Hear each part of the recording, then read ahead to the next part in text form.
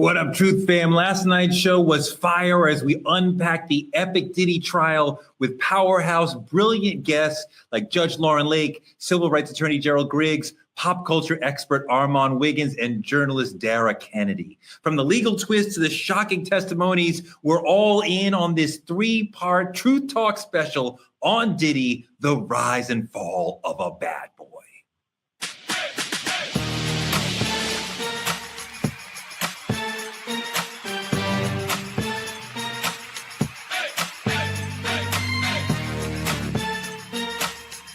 Are y'all ready to roll? Let's go. Tonight, in part two of our special about the Diddy trial, we get even deeper with our resident medical correspondent, Dr. Frita, who will walk us through Diddy's health problems and the mysteries surrounding Al B. Shore's health crisis and the untimely death of Kim Porter. It's Truth Talks. It's the truth that they don't want you to hear. So, of course, Dr. Cheyenne Bryant is here. Welcome. What's going on, Torre? What's up, Truth Avengers? It's your favorite doc, Dr. Bryant. I'm excited to cover a case that has really taken the whole culture by surprise. And I think for other people has really disappointed a lot of folks too. So excited to hear our experts really get into the guts and glory of what that looks like and what that is. So let's rock and roll, Truth Tellers. Let's do it. Last night, we had an amazing conversation about life inside the courtroom, what was going on outside the courtroom, the circus out there where people are pouring baby oil on each other. We talked about the family aspect. I want to get into the legal side and chop that up with two people who we love, who've been on this show a lot. Judge Lauren Lake, we know and love her. Civil rights attorney GERALD GRIGGS is back once again. We love and respect him. I think one core question here, is this a victory or not? And I think that most people who are closely watching this trial knew that racketeering was not going to happen. And they knew that prostitution for transportation would happen. That would be found guilty. Racketeering, most people thought that will never be found guilty, right? The sex trafficking cases were closer. Sex trafficking with respect to Jane, we were like, that's never going to happen. That's ridiculous. Sex trafficking with respect to Cassie was the whole ballgame. That carries a 15-year penalty. Mark Agnifilo, Diddy's lead attorney, and the rest of his $20 million legal team was great at framing this as almost a First Amendment case to where it was like, you can't penalize someone for what they do in their bedroom when it's private with consenting adults. And so when you get out of a 15-year charge, Lauren, I think that's a victory. Even if you get a couple of years, 2-3 years in prison, I could have gotten 15 years in prison. This to me, for Diddy is a victory. I agree. And I will say this, it is a victory. It is not the ultimate victory, right? That would, of course, been a not guilty on all the charges, or at least being able to go home at this point. But it is a victory. What he was looking at was far worse than what he ended up being convicted of. And I think from a defense perspective, as I've stated before, I am a former criminal defense attorney. While it is not the ultimate victory, it is a victory. And that's why you saw the defense team pretty much owning that outside of the courtroom and saying, listen, we consider this to be a huge victory. Now, as a defendant turning around and walking right back to lock up, that doesn't feel too good. And not knowing when you're going to be able to go home again. Sure, there are still things left to be decided, but I do see this, when we use phrases like that, the prosecution got out lawyered, that is a victory. When we say they got dusted, they got wiped up by the defense, it leans itself to it being a level of victory. But I just have to say this, because when we start talking about legal proceedings like this, I want to remind people that when we are dealing with situations where there are victims, whether there's a not guilty verdict or not, what people have to understand is there are still very real issues involved here. Domestic violence, as we have talked about, most certainly, and a lot of other things where we're speaking about in the context of trying a case, but there is a lot of loss here. So when we start throwing around victory, there is a lot of loss here. And I want to make sure that I'm honoring the fact that the way Cassie was treated, Jane, and many of the other people who testified, while it didn't rise to the level of the jury convicting, I want to honor the fact that there has been real pain and hurt here. I want to bring in Dr. Bryan, but Gerald, question to you. Is this not a victory? The man could have been looking at a 15-some year longer prison sentence. He escapes that. I mean, after the verdicts were read, Diddy is on his knees praying and celebrating. He and his children are clapping. The lawyers are hugging. They were jubilant. Are you here to tell them they're all wrong? It wasn't a victory? I'm here to tell them what the jury said, and it's not a victory. It's a guilty. Anytime you hear guilty in a courtroom, especially a criminal proceeding, that's not a victory. So just because he won't face 15 to life, he still faces 20 years if they stack them. So, I'm not arguing, my opinion. I'm arguing what the jury actually found. They found him guilty of 2 violations of the Mann Act. And so he faces a sentencing in October where he will find out his fate. And I do believe he's probably going to get prison time. I think the judge has signaled that by not releasing him on bond. So again, as a criminal defense attorney, somebody who's been doing this for 21 years, a former public defender, anytime you walk out of a courtroom without your client, that's not a victory. And to push back on this, it's not the trial of the century, because for it to be the trial of the century, you have to get a full acquittal. He's going to remain in custody until his sentencing. They are trying to expedite the sentencing. So it might happen in October. The current date is October, but it might be moved up. And he's going to get credit for the 10 months in prison that he's already served. The government is asking for 5 years or less. The defense is asking for about 2 years. So we're looking at maybe 3 to 4 years in prison, maybe less. Cassie and other victims have written letters saying that he should remain in prison because he's a true danger to them, despite the verdict. His legal team argued that it's pimps who've been convicted of the Mann Act. People who made millions off of prostitution, they were released. Well, he was just a user of prostitution. But this judge said no bail because Diddy has been a violent person. And he used Mark Agnifalo's argument against him.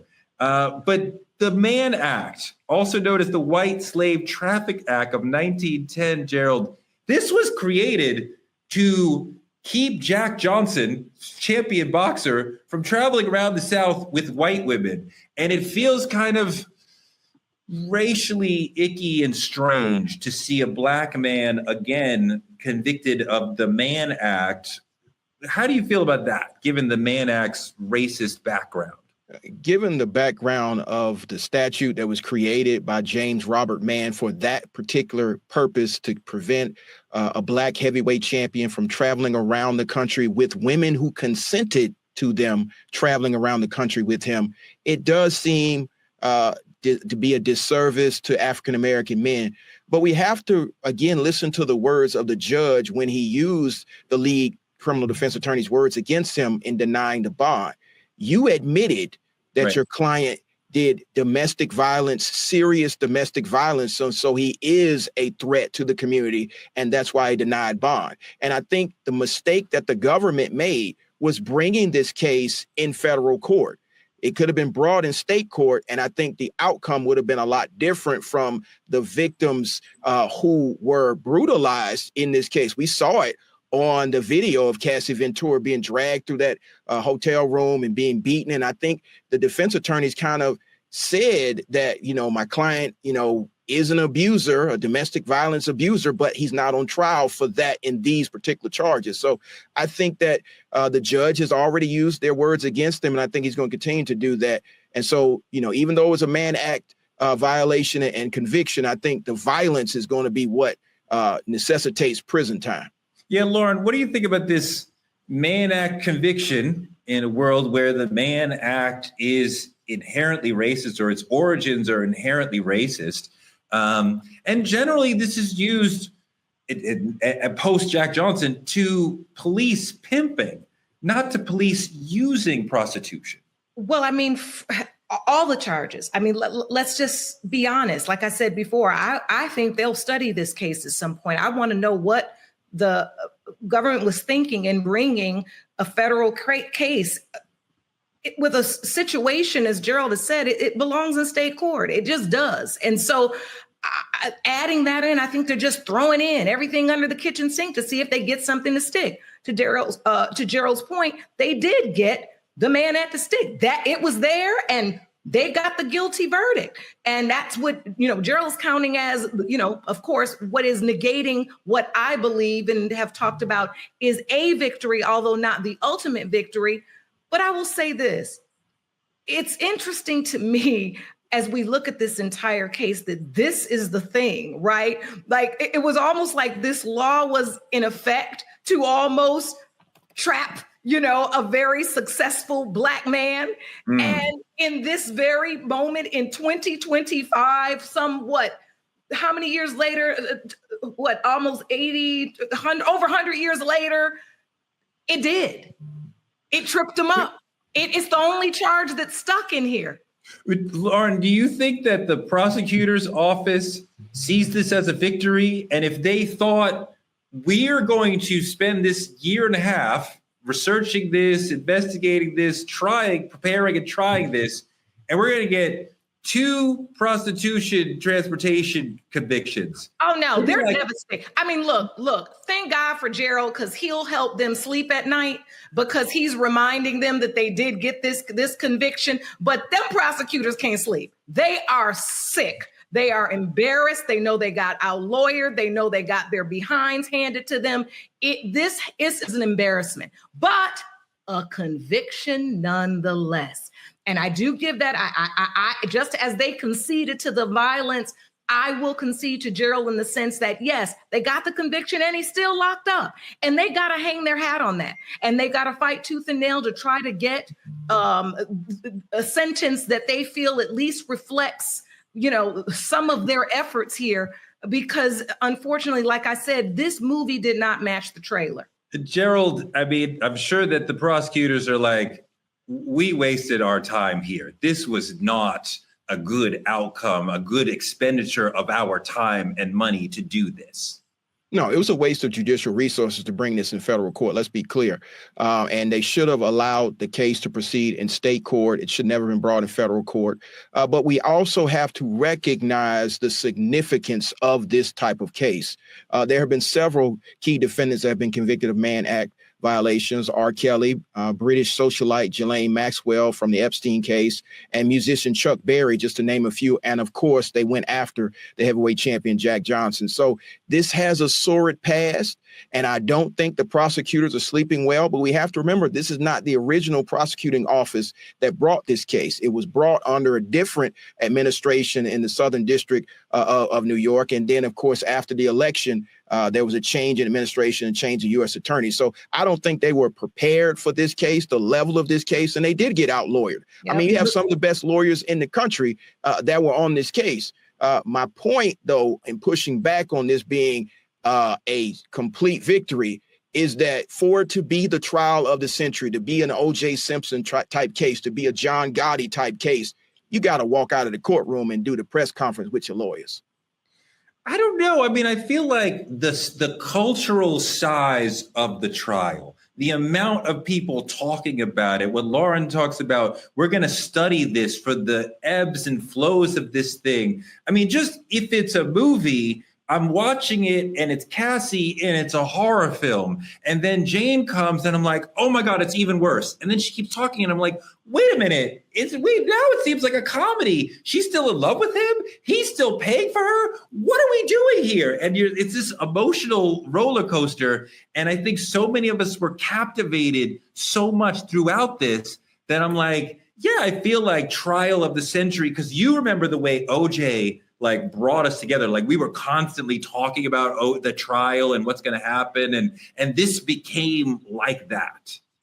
I will say this, having, watched the OJ trial and been there, I mean, that was just a moment in history.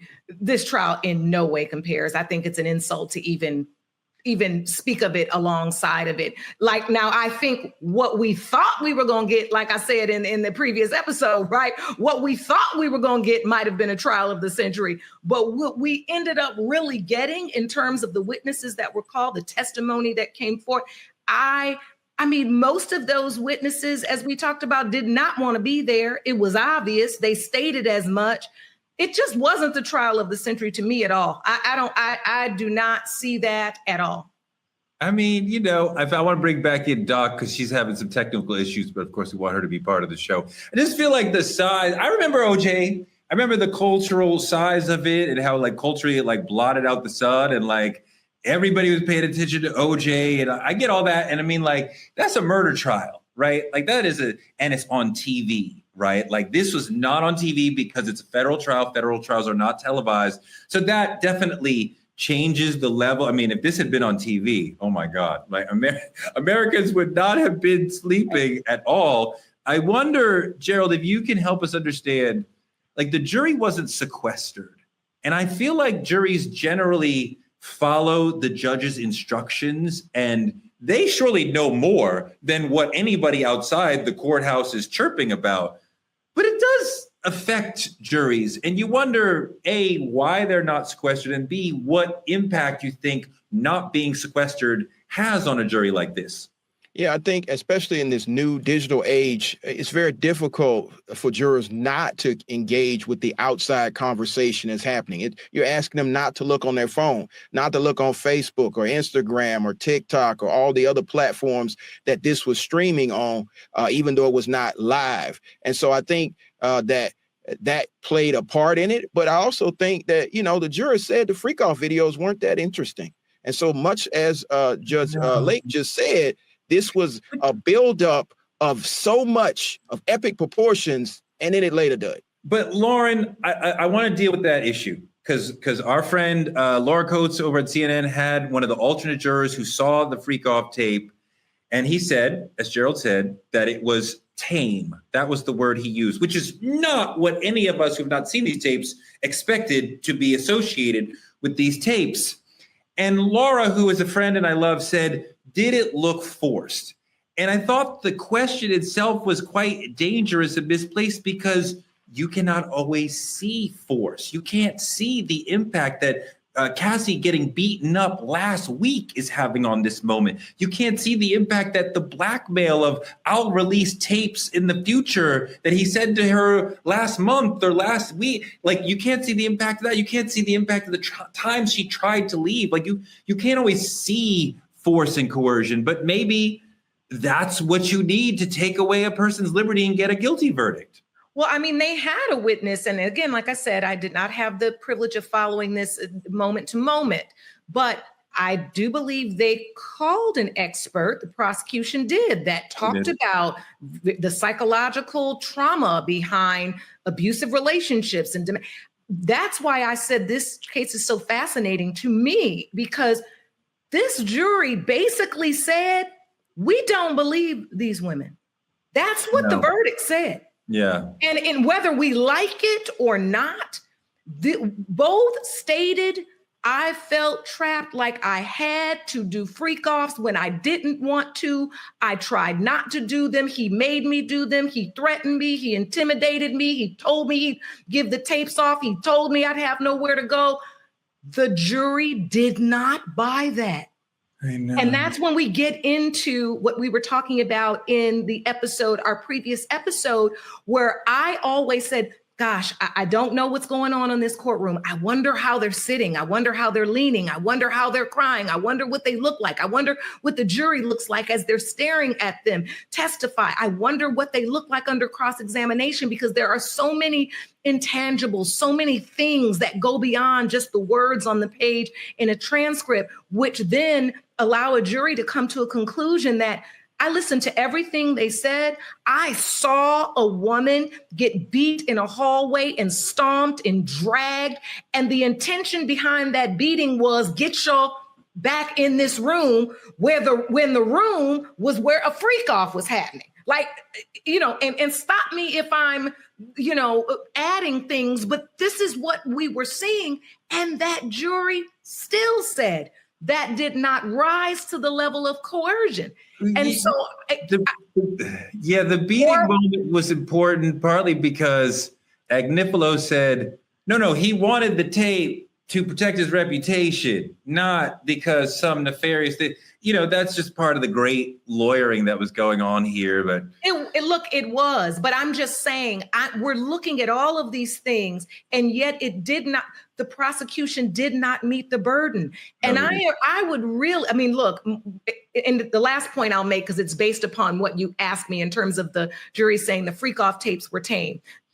Lord, honey, getting old now. You have a point, then it leaves your mind, and then it comes back when it wants to. Honey, getting old ain't no joke. Same. But my point I was making was, when we got to the tapes, it was fascinating that the juror used that word, tame.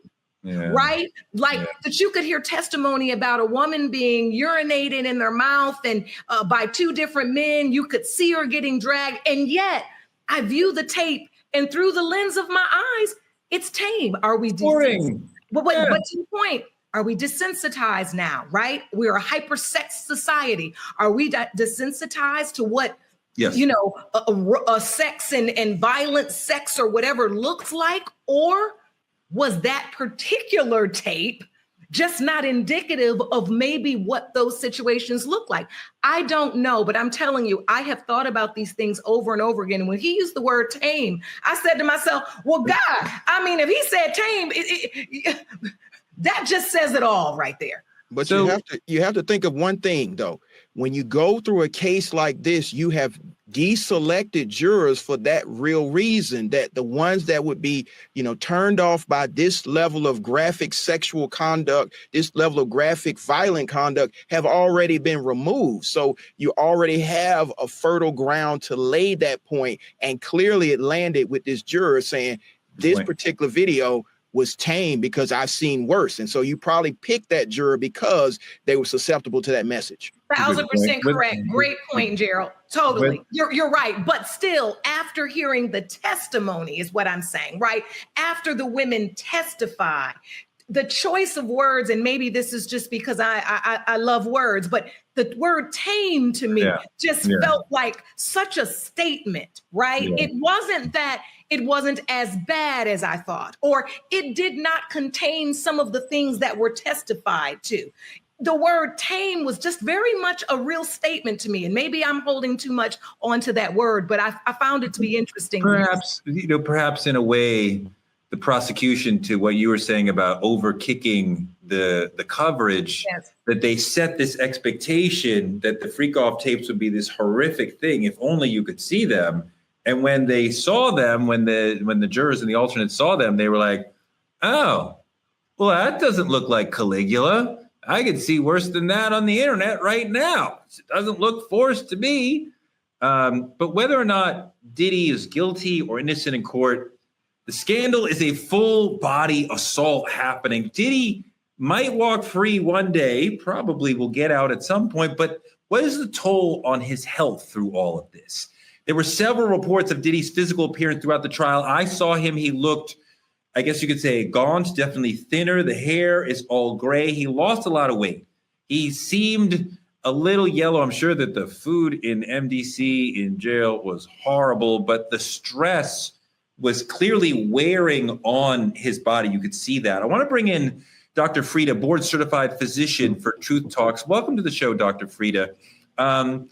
We have seen Diddy showing the stress of this incredible situation in his body. Just talk about what you're seeing from your perspective on what we saw, how he was clearly internalizing and dealing with the stress. Hello. Yes, absolutely. Lord knows Diddy had reasons to be stressed. He goes from being larger than life to now being this. He was a music mogul, billionaire, all of these things. Now he's facing life in prison. Plus, all of his business was out on Front Street. So stress can definitely have physical tolls. When you have stress in your body, it increases the stress hormone, cortisol. Cortisol causes your blood vessels to tighten, and that can cause high blood pressure, among other things. And so he could have had high blood pressure, headaches. Stress can cause you to have increased acid in your stomach. It can cause you not to have an appetite, which of course could make you lose weight and appear to be gaunt. However, with the other things we've heard about with substance abuse, with freak-offs, there was a lot of speculation. Does he have STDs? Does he have HIV? Now, clearly, I'm not Diddy's doctor. I don't know, but some of these other things could also cause weight loss. So let's just take substance abuse, for example. We know that they found pink powder, pink cocaine, which can have ketamine, MDMA, Molly, all of these different drugs. These things could affect the liver. And I heard you mention that he had yellow eyes. Clearly, if you have liver disease from drugs or from alcohol, that could cause some acute hepatitis, meaning an inflammation of the liver, which could lead to yellow eyes. There's been a lot of medical conversation around Diddy for a while, much of it negative or speculative or foreboding, perhaps. There's a lot of recreational and illegal drug use in the whole culture, not just in the freak-offs, but in the whole lifestyle for quite a while. There's a lot of speculation on how Kim Porter, who was otherwise healthy and relatively young, passed away from pneumonia. Our good friend Albie Shore has made the rounds, letting the world know that he believes his multi-organ failure situation a couple of years ago was caused by Diddy. Can you talk a little bit about Kim, what she died from exactly, and how these two otherwise seemingly healthy, grown adults caught fatal or nearly fatal diseases? Now, when it comes to Kim Porter, you do not have to be a physician to have been suspicious. She was this young, vibrant, wonderful, beautiful lady who seemed to be very health conscious. And then all of a sudden she passes away from pneumonia. And I'll tell you, at least from a medical statistical point of view, healthy young women in their 40s typically do not die from pneumonia. But that is what's reported, that she died from lobar pneumonia, meaning an infection in one of the sections of her lungs. Now, there is a report that for about 4 days prior to her passing away, that she had different flu-like symptoms. But what really gets me is the coroner, or the multiple coroners, or the medical examiners, because here's what happened. Initially, she had the autopsy done by the famous coroner, Ed Winter, right? He's the same person who did the autopsy for Michael Jackson, for Brittany Murphy, for Whitney Houston. Now, when he did his autopsy, he didn't declare that she died from pneumonia. He deferred the result, which is typically what you do when you need to do further tests, when the conclusion has not hit you, and perhaps you test for toxicologies, for poisonings. Well, for whatever reason, he ended up being off of the case. And so a different coroner came after him. That coroner did not defer anything, but declared that she died from lobar pneumonia. Is it possible? Sure, anything's possible. But especially when we hear the history and the violence of Diddy, all of the substances he had access to, it just looks very suspicious. It's possible, but from a medical perspective, it just is not the norm to see a young, healthy person pass away from pneumonia. Now, take that and pair it with Albie Shore, another healthy, relatively young person who actually had multi-organ failure, meaning that not just one system went wrong, but multiple systems, like your lung system. You can get respiratory failure, kidney failure, liver failure. He actually had to have a liver transplant. And so now it goes from just being public speculation. Albie Shore is actually saying it and supposed to have a book coming out where he outright has stated that Diddy was behind his having multi-organ failure. Albie Shore, out of his mouth on interviews, has stated that he thinks that Diddy is behind Kim Porter's death. Now, of course, we don't know, but it does look suspicious. I also want to just get you to talk about, because stipulated is a horrible person, but prison also is a horrible thing. And prison has a specific psychological and physiological impact on people. And this person spent already a year in prison, reportedly the relatively nicer part of the prison, but still being in prison has a, can you talk a little bit about just the psychological impact that being incarcerated for a year so far would have on a person like that who went from, living in Miami mansions and LA mansions to being caged like an animal. Absolutely. Being in prison could cause him a mental exhaustion. Okay. It can definitely cause mental issues. Let's just start with hair dye. Clearly, he does not have access to his black hair dye. And this could definitely cause him stress because for someone like Diddy, where his image is everything, we're used to him Harlem shaking and dancing and being youthful, a fashion icon. Now, all of a sudden, we see him with gray hair and with these tired looking Bill Cosby sweaters. For anyone else, maybe that wouldn't be a big deal, but that can cause him emotional stress. Also, trying to manage his image. I mean, he has called himself Brother Love, and he sits up there holding those heart signs. He calls himself a man of God. I'm Brother Love. But he knows that with our own eyes, we saw him kicking Cassie to sleep. We saw him throwing a vase at her, And so having to sit there with these polarizing images, trying to manage them in front of the judge and be in front of your young children, surely that can cause mental stress, which can lead to anxiety, depression, paranoia, insomnia. And if you don't get enough sleep, if you get sleep deprivation, that can lead to both mental and physical issues. So surely this man is under stress, both mentally and physically. Let me push you even further.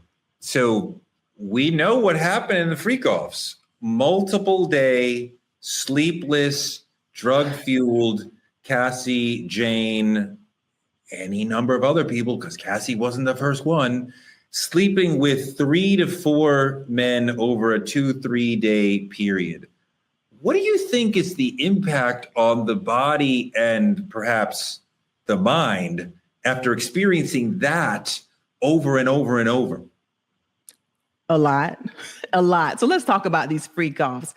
We reportedly, it's been said that the freak-offs had multiple different sex partners, and reportedly they didn't always use condoms, right? They weren't always protected. So that would put you at high risk for STDs or sexually transmitted diseases, STIs, sexually transmitted infections.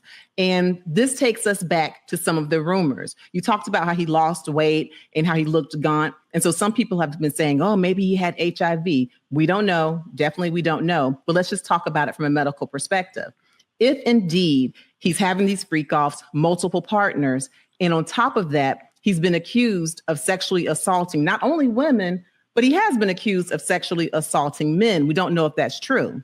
But if it is, according to the CDC, 1 out of every 2 men having sex with men will develop HIV. And so we're talking about homosexual men, bisexual men, and they include transgender women in this number. Sure. If indeed, P. Diddy if his sexual activities include all these things, unprotected, multiple partners, men and women, then statistically speaking, he indeed would be at a higher risk for HIV and other STDs.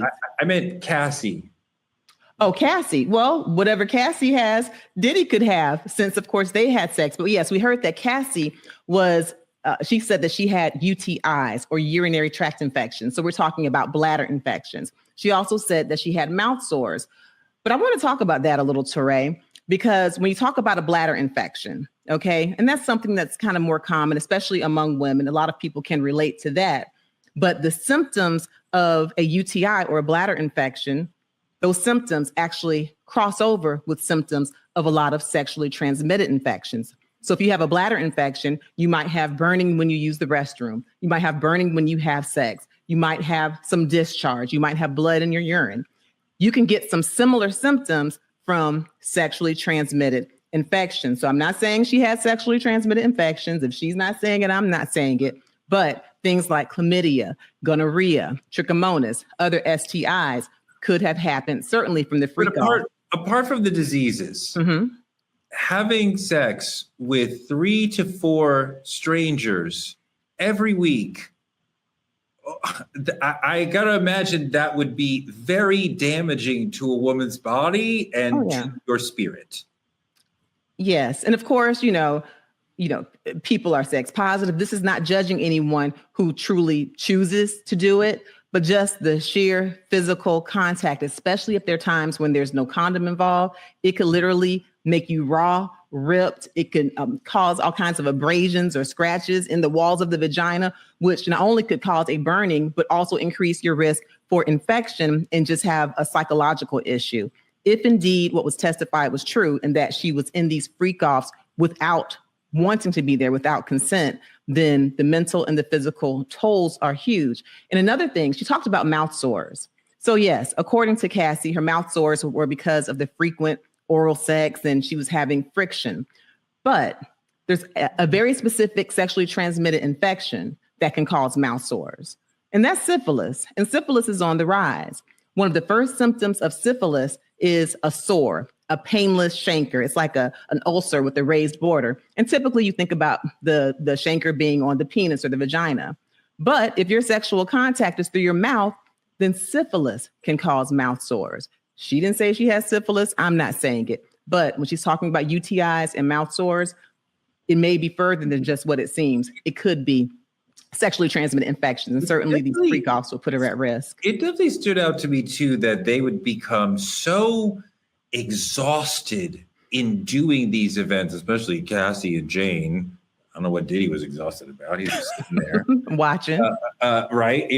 That they would be hooked up to IVs and need, an emergency rehydration and have to take a whole day off from work or anything to recalibrate their bodies after. I mean, that sounds incredible. That's wild.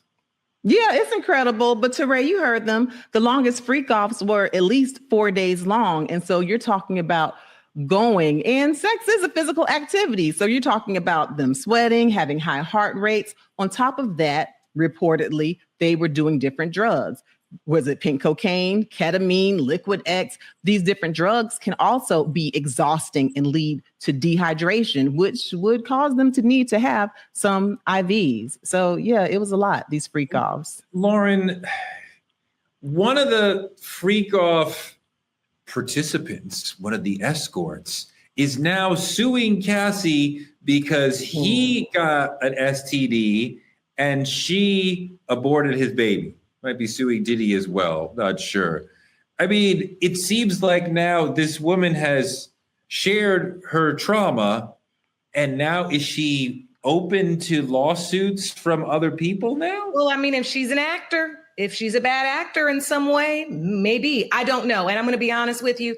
I read the headline of that. I don't know the details of that to be, maybe Gerald has read further into it. But one thing I did say is, and this is just me, being from Detroit and knowing what I know, Cassie got money now and everybody know it. Okay.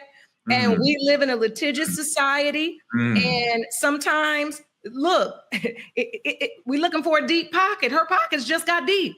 So anything somebody may want to sue her for, she may have to face that as well. I mean, I don't think, she's going to be immune from any acts that maybe she may have done in the confines of these freak-offs. These are things that I found, to be fascinating. And like I said, not without not reading all of the details, there were a lot in those things that she was coordinating. I want to meet up with you. I feel safe with you. Yeah. You are the person that I want to have sex with. She was the one who opened the door. She was the one who gave the instructions. This is what we're going to do. And then this is what we're going to do until my husband came out. She was the one also posing as his wife or posing as some other person, right? There's a lot going on in here. And there's also, like, when we look at this case, she could have easily been a co-conspirator in this. Maybe she was given immunity. I don't know. Gerald might know that part. But there's a lot in here that you have Cassie connected to the actual organizing and execution of these things. And then this whole thing about wearing a condom, and maybe I'm making this up. Like I said, I'm getting old, y'all. But I think I did hear one of the sex workers, I read a bit about him wanting to wear a condom then him basically saying. She asked, can he wear a condom? Yes. Diddy said no, but then he did wear a condom. But he did wear it anyway. Yes. Okay. So he wore it anyway. But I thought there was also something where there was talk about wearing condoms, and it was a no, we don't do that. He said there that, was. but then he ended up wearing it. So it gets super messy. Hold on, I want to let Dr. Frita go. Lovely to have you on the show. Thank you so much. Lauren, you had one more thought? No, I just wanted to make it clear that I did not read that Cassie was granted immunity in this federal trial, but I want to make it clear that even if she was granted immunity, that does not in any way apply to any civil cases that may be brought against her. So as I said before, everybody knows now, you hear the word 30 million, you see Cassie's face next to it at this point. So people know she has deep pockets and they may be coming for her. Gerald, I know you can definitely probably give more detail on that. And so you also have to remember that even though he got away with the RICO, federal RICO, there's a civil RICO, and it's a preponderance of the evidence standard, not proof beyond a reasonable doubt. So the things that she admitted to on the stand being a part of have opened her up to civil liability. And as the judge just said, she's wide open for all types of allegations to be made and her words to be used against her. I mean, I would love to have her in a deposition and just play her tape over and over and over again. But get to play a tape of what? Wouldn't you have to show that she had purposely wronged someone? No, you just have to show she was negligent, or you can show she had an intentional act. And it's a lower standard. It's not the criminal proof beyond a reasonable doubt. It's just 51 to 49. So she's using her own words. But you're saying the sex workers who she was with can sue her for what? Intentional infliction of emotional distress, battery, by giving them allegedly STDs. All those things are fair game in a civil aspect to sue somebody. For when they showed up for a job that they got paid for. But they didn't show up to get they didn't show up to get an STD. And if she knew she had an STD and she knowingly gave them that particular disease, and I mean, especially in the state of Georgia, I'm sure in California, you could be sued for that. But you'd have to show that she knew it. Well, she just said she knew it. She testified to it. Exactly. Or if you are having sex with think about it. Sometimes they'd have more than one guy in one night, they said. That was testimony. So I have sores in my mouth, but I'm going to go ahead with guy number one or guy number. I can't even believe we're talking about this. This is some nastiness right here, but this is real. Guy number one, now my mouth is raw. I have maybe a little blood inside my cheek, but I'm going on to guy number two. That alone, right, is problematic, right? Now we have bodily fluids, blood potentially being exposed. And now I'm giving oral sex to the next man that may not know that I have these sores. Look, we might have to get what jury, Lauren, is going to listen to a male sex worker saying Cassie Ventura wronged me? You don't have to get to a jury. You just get to a deposition and play that tape over and over again. And there are juries in this state and other states that will find preponderance of the evidence. It's 51 to 49. So regardless of the person's occupation, if you show some type of negligence or an intentional act, you can recover. And it's clear from her statement. But for them to listen to a deposition and back down, they would have to believe, right or wrong, that a jury might back him up. And you know what? A jury just backed him up to the tune of 20 years in prison. Not against Cassie. And you have whatever lawyer you can afford. Cassie has a millionaire's lawyer. Good luck with that. There are a lot of good lawyers out there that aren't millionaire lawyers. You got a lot of young lawyers coming out of law school who want to make a name for themselves. So it's never about that high-end lawyer. The high-end lawyer just waiting to get taken out. Right. Okay, let's bring in Dr. B, because she's been struggling with the technology issues all day, all night, but she's a trooper. She's staying in the house. She's not leaving. Someday it'll work for you. Doc, since we have you, let's talk about this from a more emotional or sort of mental health perspective. What do you think Cassie, Jane, and other female victims are feeling in this moment when they saw their trauma not really be heard? They saw a world where people were like, let's defend the rich black man rather than a woman with trauma? Well, first of all, y'all have been doing a great job. I don't think there's anything that hasn't been said. I want to go back a second because there's a big legal analyst perspective about how the prosecution did so horrible with providing evidence that this shows the systemic flaw in how they do not know how to handle abuse cases, first of all. Second of all, we're talking about Brian Steele.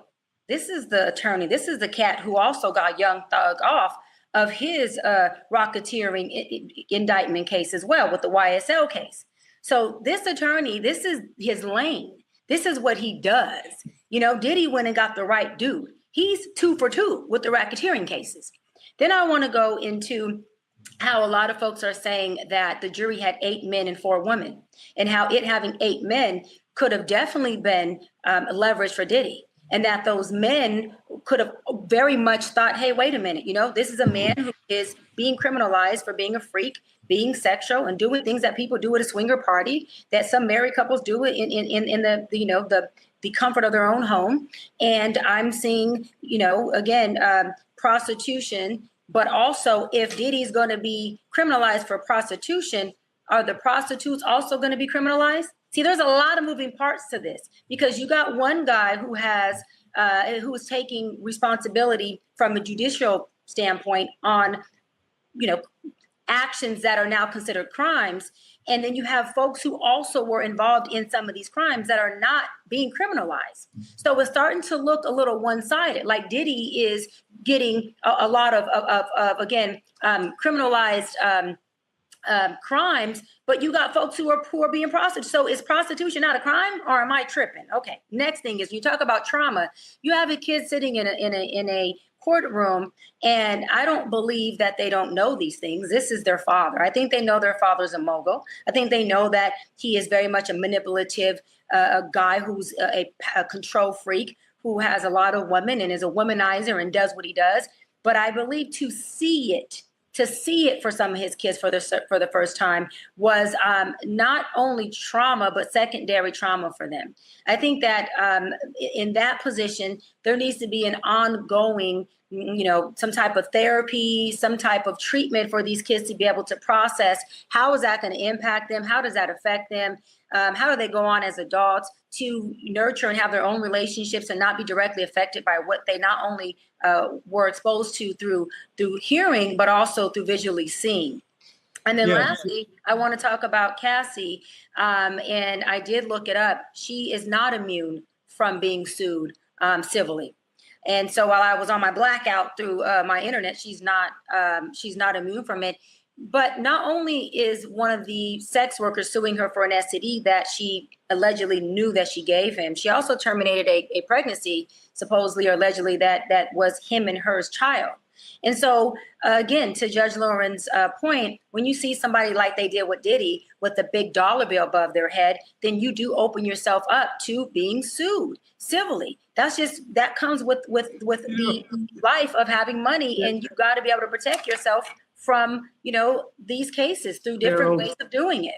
Gerald, she made an interesting point about the ongoing trauma that his children are going to deal with. And I wonder what you think about his sons and how this rests on them, this experience and what they've learned, how this rests on them, and how it may or may not shape the men that they become as they go forward. I think we have to recognize that anytime you go through this type of situation, a trial of this magnitude, being it's not the trial of the century, but a huge one, that type of pressure on a young African-American male who sees his father fighting for his life and then sees the trauma that's also been caused to Black women by his father, there has to be some conflict in that young man's mind, because of course you want to support your dad and you want to make sure that he gets a fair trial and ultimately gets exonerated, but you also have to sit through all of those allegations against a person who has trained you to be the man you are. So there has to be a lot of trauma going through those minds, because again, you're seeing this, you're hearing the allegations, you're seeing the tapes, you're seeing your father go through all these things and age right before your eyes. So that's very traumatic. I know just from dealing with 20 years of trials, these things last forever. and they never quite go away. And so I think that's something they're gonna have to deal with. Lauren, let's talk about this a little bit deeper. You know, it seems like it was a good legal strategy to have the children there, his mother there, showing that there's all these people who love and stand by this person. But it seems that it was surely brutal on the girls, at least, Chance and the twins. They are teenagers. They were seen walking out in tears at times. Some of this was definitely graphic testimony that you wouldn't want your teenager to hear about their father, and yet here it is. So is Diddy's ability to be a father and contribute to society more important than him spending his life behind bars? Like, do you really want to have the kids there to help protect dad so he can continue to be their father on the outside, even though it may lead to them being scarred in different ways? I think that's one of the things that are left unsaid when you have the family and the children sitting there, right? You don't even have to ask that question because you have the jury basically staring at it every day. And you see the kids and the mom, and you see, as I think it was Dara that talked about in a previous episode, how it's almost a duplicitous existence, right? Where on the one hand, he's this loving father and everybody's seen the videos and he's always going viral, dancing with his kids and loving his kids and being there for his kids. I personally live in, here in Los Angeles. He is at those children's games, cheering them on as they do their cheerleading, not missing things. That's their father. And so as a juror, you're sitting there and you're looking, okay, this guy is doing all of these things. They've got him here on charges that could put him behind bars for the rest of his life. And yet then here are all of these children that he takes care of, right? It almost, I think, plays, if not consciously, unconsciously in your thought process about this burden that the prosecution had. Like, have they really proved beyond a reasonable doubt that this man was guilty of a racketeering charge, of a sex trafficking charge? Because what I know is if he's found guilty of it, I am potentially taking this man away from all of those kids. Those girls had their a graduation, their prom, all of those things while this was going on. Now, one last thing I want to say too is the other side of that is, as we talk about the girls and their relationship with their fathers, because I know a little bit about this, it's been my business for the past 15 years, this dynamic of father and child. They also looked at this, and I do believe they will have to have so much counseling and so much psychological help, because they're old enough to connect and see, was what was done to these women done to our mother? What was the dynamic of who I see if I didn't know all of this about my father, or maybe if I knew it but hadn't seen it? Now that it's visually in my mind, how do I connect that with what happened to my mother? They may never talk about this with their father. He is their only living parent. But that is a lot to deal with emotionally and psychologically for these children. Well, this trial has been filled with salacious and explicit sexual activity. Some are going to sympathize with these kids. Others, of course, will troll them, will shame them. How do you think the verdict's going to affect these children? Not necessarily in the immediate, but in the years to come when they've processed all the gruesome details. And how do they end up avoiding the girls at least, how do they end up avoiding marrying someone like him? Yeah, I think that what we're missing too is one of the biggest issues that this is going to cause is daddy issues. And I talk about that often, right? A girl is what her daddy makes her when it comes to relationships, and a man is what his mama makes him when it comes to relationships. But also when it comes to self-identity, a man looks to his father to see how to identify with self and what kind of man he is when it comes to self-discovery. And when you're coming from the little girl having daddy issues, she's looking at this like, can I trust men? The man being my father, who I loved, who I admired, who I felt safe with, who I thought I had a safe space with, who provided for me. Now I'm seeing treat women in a way that is completely demoralizing, completely dehumanizing. And I'm seeing him be extremely cold and not having any feeling for this, right? And so how does she go on to say that, hey, men are trustworthy? And how does she go on to find her value? Because what she's seeing her father find value in women, which is sex and control and manipulation, isn't what a father wants their daughter to find value in themselves in. And so what we're hoping is that she doesn't go out there and mirror that and say, hey, unless I find a man who demoralizes me or who finds value in me sexually or value in his ability to control, manipulate me, then I don't see value in myself, because that is what I saw and I witnessed as a young girl. When it comes to his sons, right, this internal struggle of thinking, okay, is that the way a man goes about being a man? Is it all about power and money? What if my woman doesn't submit to me? What if my woman says no? Does that make me less of a man? Or are they able to differentiate the two and say, wait a minute, I'm able to learn from my father, what does not make a man a good man? What is not healthy in relationships? And I'm able to learn what was the demise of my father in many ways. And I would try my best to manage those characteristics in me if they happen to inflame, and I won't exhibit those behaviors. And I also won't glamorize those behaviors, because what's happening is, and I'll wrap on this, a lot of what Diddy has done, although he's been charged for 2 of his charges, not 3, him beating this case has been glamorized. This has not been looked down upon. It has been glamorized by the male community, looked down upon by the Black women community.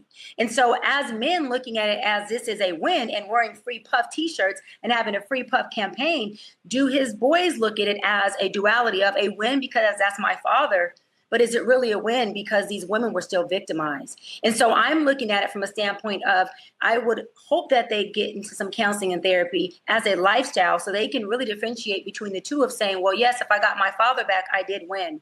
But these were still women who were victimized and were still abused. And how do I make sure that I don't end up exhibiting those behaviors and those actions, because I too don't want to end up being in that same position. And more than that, I don't want to be that type of cold-hearted, sociopathical guy who can do and demoralize women and people and glamorize it and think it's okay for the win and for the money and for the power. Ultimately, Diddy's long-term reputation depends on a few factors: how he emerges as a public figure, how the culture chooses to remember him after all this, not just for the trial, but for his impact overall. Before he was charged, VH1 and everyone was celebrating him, colleges giving him honorary degrees. New York City gave him the key to the city. It came from Eric Adams, so take that with a grain of salt. But, is Diddy and the bad boy legacy bigger than the moment? Lauren, you first. What do you think about the legacy of Diddy at this point? I knew you were coming to me. I was like, he's going to come to me first, because this is something, I'm good for saying, I've been thinking about that, because I have. Mm-hmm. I've been thinking about it from a legal perspective, because just because this trial is over, as we see, doesn't mean that there won't be other civil claims. And if he doesn't change his ways, potentially other criminal claims, right? If things don't change with his behavior. I do think this is a part of his legacy forever. I do not think he can produce or dance his way out of this. I think the visuals that we have seen, and look, I'm speaking because I am a woman as well, right? I looked at that video, that beating of that young woman. It's something that will probably always play in my mind every time someone says his name. And I don't think it's something he's going to be able, and let me be clear, I'm not saying he ain't gonna be able to make no more money, because it's a whole bunch of people out here that's gonna make money with people who make money and just gonna call it a day. But I don't think he eclipses this. I don't think it's something that he can erase, put, sweep under the rug, or come back out moving as if I beat these RICO charges and now I'm back to dancing on the BET Awards. I don't think we're there. I want to show you guys something before we get into Dr. B, because we're wondering if we're going to cancel, if everybody's going to cancel him. I think it is complicated at this point. I want to complicate the question even more. Roll the video.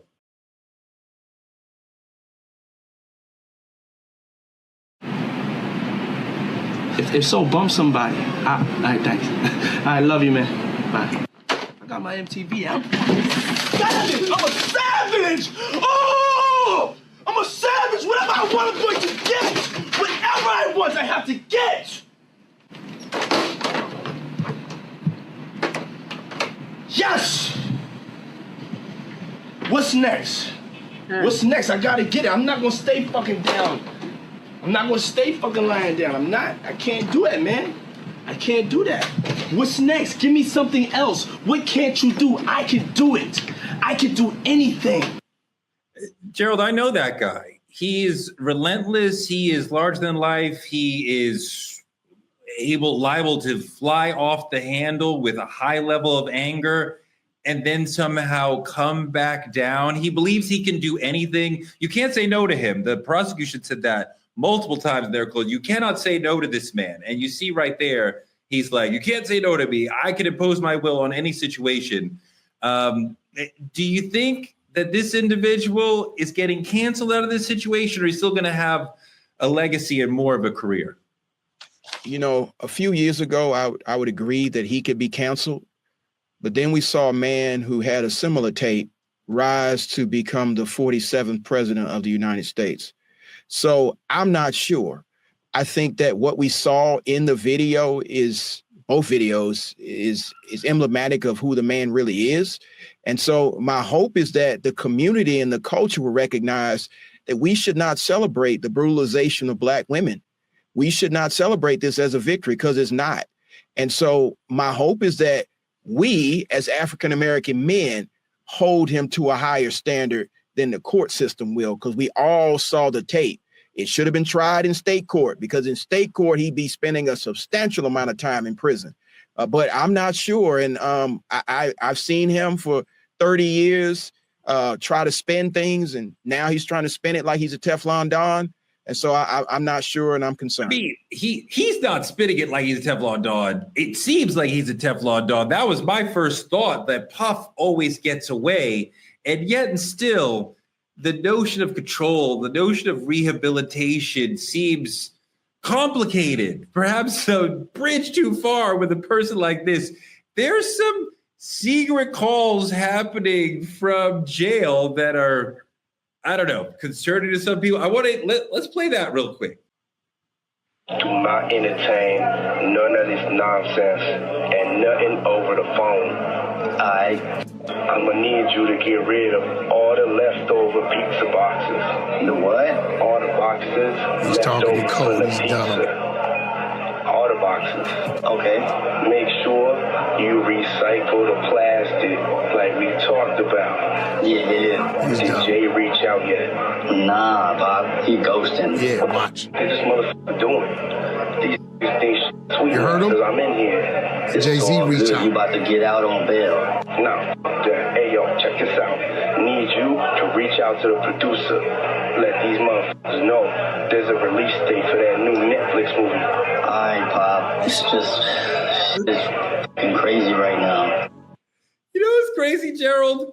This man was huge in 90s hip hop when we made like 100 songs telling each other, don't talk on the phone. The feds is listening. Don't say nothing. I'm sure B.I.G. made at least 3 songs talking about don't talk on the phone. And Puff says, don't talk on the phone. And here he is talking on the phone in obvious code. We can only guess what pizza boxes and plastic are, but they're not pizza boxes and plastic. This does not sound like a man who's thinking about rehab. Gerald, I think out of this situation, he would say, I have nothing to change. They were wrong. I was right. Why should I change at all? Well, what he's saying is for you to get rid of more of the evidence to more of his criminality. That's clearly what he's saying in the tape. Right. I mean, it's not hard. Maybe I've been doing criminal defense too long. It's not hard to figure out what he's talking about as far as the pizza boxes, tapes, and also other incriminating things like the plastic, which is probably the baby oil and Astroglide. So, we just got to understand that there's no ability to rehab that away. Right. And so, like I said, you got to understand that when his lawyers went out there for the press conference, they ran that by him. His media team is trying to spin this, and he's talking about it in the Netflix special that's coming out. So I just think that at this point, he needs some real counseling from his attorneys that when you pick up that phone and it tells you as you are picking up the phone, don't talk on the phone, period. Dr. Brian, I don't think this man is going to be canceled. I think overall we see over the long term, a lot of people seem canceled at the beginning and then they're end up on the long run, they're not. I think that this person will be able to survive this. As far as a public figure, he's not going to go back to making records and being the hot guy on the, but like, I don't, do you think that he will be canceled out of this situation? One, I don't think he's going to be canceled. Two, I don't think he really gives a fuck. The other thing is, I mean, he's Diddy. He's been Diddying for how many years? He's not new to this. This man can get out of prison today or in 5 years and still pick up wherever he wants to pick up. In that video that we just seen where he's, what's next? I'm not going to lose. What's next? What's next? Bring it. That's a person who understands their power. They've been using their power and they know exactly how to apply it and with who. People like that are not sensitive to life in general. They are circumstantially stressed out. Diddy is having an issue because he is behind bars without access, which is limiting his manipulation, his control, and his power per se. If Diddy's out, all he has to do is make phone calls and shot call again. There's people who are still in fear of him that are still going to run plays he says to run. There are people like Judge Lake said, who are going to work with Diddy, no matter who feels any way about it. And again, Diddy winning this verdict, for the most part, was a win for majority of the culture and for the Black male community. It is all over social media. People are not having a problem with him coming home. And there's a lot of women who were silently saying, give him time served. Let him come home. So they're not tripping off of this. You know, and I'm going to say this and let it sound like it is. The small-minded people are more worried about what Diddy's going to do when he gets out. The people who have a mindset that understand that once I did it, I could do it again. And when you have the kind of coldness and verticalness, and I don't really give a fuck like Diddy has, he doesn't care whether you deal with him or not. In his perspective, he doesn't need people lined up at the door offering him opportunities. This is a guy who will build his door, build his own lock, open it up, and set up shop on his own. Okay, so he's not tripping off of all that, nor does he care about being canceled. I mean, there's the possibility to do that, but so many people would surely feel or be not comfortable working with this person. Even though you got off on all the big charges, we saw you have been an horrific human being for many years. The many times that you've beaten women. Like, how do we just like jump back into the fray of liking this person and working with this person when that is what's going on? The only thing that will stop him is him getting 20 years to life. Mark my word, and I can't wait to say I told you so. If that or when, let me say when that man gets released, Diddy days and Diddy times and Diddy dancing and Diddy making Diddy money is not coming to a stop. People have to be extremely naive to even think that. They have to be in a very small think tank. The only thing that can keep him is him being in prison. And that's only imprisoning him physically, because mentally, I still believe he's going to attempt a shot call behind bars. I mean, you know, it's going to be tricky for him to maintain the power that he's had before. And even with felonies, Gerald, right, you can't be the director of a company with this level of felony on your record, right?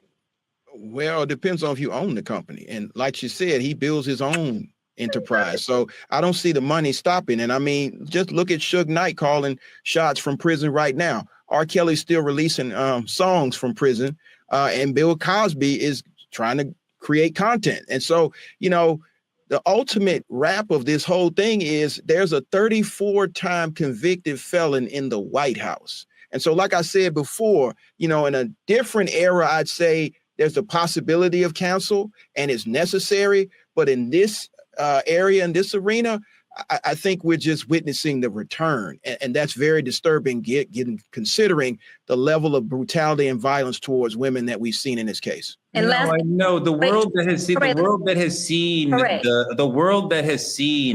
the Cassie tape will not forget the Cassie tape, right? That image will be in our minds forever. And that hopefully is something that we remember from this situation, not just Diddy celebrating because he won, but the actual pain and trauma that that woman went through to get to this situation.